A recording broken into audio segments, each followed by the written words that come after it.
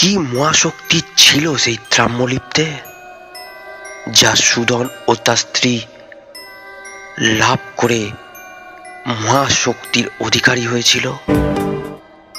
কালীগুণিন কি পারবে দম্পতি চন্দ্র পিশাচিনীর হাত থেকে গ্রামবাসীদের রক্ষা করতে?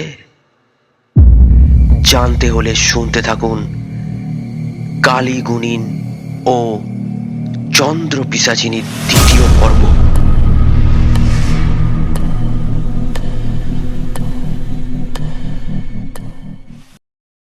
আর সুদন আকাশের দিকে তাকিয়ে হতবিহ্বল দৃষ্টিতে দেখল, সেইখানে এই অমাবস্যার রাতেও জ্বলজ্বল করছে খোয়াটে হয়ে আসা চন্দ্রদেব।